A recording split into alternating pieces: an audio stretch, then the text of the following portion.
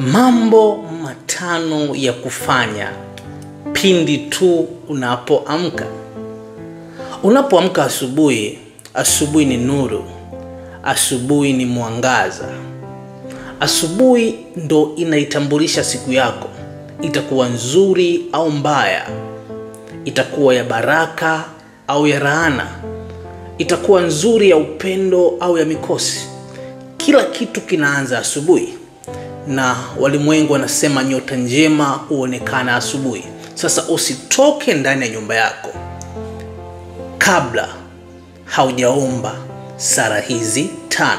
Sala ya kwanza, hakikisha unaombea miguu yako. Maana Bwana alimwambia Joshua, sehemu yoyote utakapoikanyaga nami nitakupa. Baada ya Musa kuweza kutwaliwa, wana wa Israeli wakielekea katika nchi ya ahadi, Mungu alitoa ahadi kwa Joshua, sehemu yoyote atakapoikanyaga Mungu atampa. Omba umiliki wa kiungu kupitia miguu yako.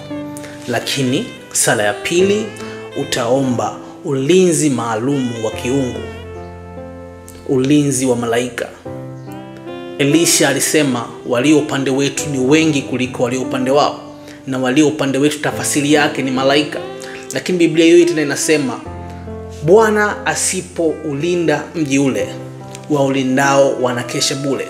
Lakini sala ya 3, omba kibali cha kiungu. Mungu asipokubariki, Mungu asipokupatia kibali, Mungu asipokupatia favor kwa siku hiyo, maisha yanaweza kawa magumu sana. Ndo mikosi inaweza ikaanza, roho za ajali zinaweza zikainuka, na vitu vingine mbalimbali vinaweza vikatokea juu yako. Swala la 4, jifunike kwa damu ya Yesu. Damu ya Yesu inatumika kwa ondoleo la dhambi. Damu ya Yesu inatumika kwa ajili ya utakaso. Damu ya Yesu inaweza kuitumia kwa ajili ya ulinzi wako. Maana Biblia inasema, nao wakamshinda kwa damu ya mwana kondoo na kwa neno la ushuhuda. Lakini jambo la 5, kabla haujaondoka kwenye nyumba yako, muombe Mungu aweze kukubariki kupitia mikono yako. Maana Mungu aliahidi kwenye Biblia, atakuwa anapitisha baraka kupitia mikono ya wanadamu. Biblia takatifu nayo inasema, nitabariki kazi za mikono yako. Ina maana unapoenda kazini kufanya kazi ya mikono yako, umkumbushe Mungu, Bwana natoka nyumbani naenda kazini, naomba baraka zako upitishe kwenye mikono yangu. God bless you. Naitwa Lev Yaziel, ni mwalimu wa masuala ya kiimani, kiuchumi pamoja na kijamii. Napatikana kwenye social networks zote kama vile YouTube, TikTok, Twitter, Instagram, Facebook kwa jina la Lev_Yaziel. Mungu akubariki sana. Oh yes, God bless you, God bless you. Leo umeweza kujifunza vitu vikuu 5 vya kumuomba Mungu unapoamka asubuhi ili siku yako iweze kuwa njema zaidi.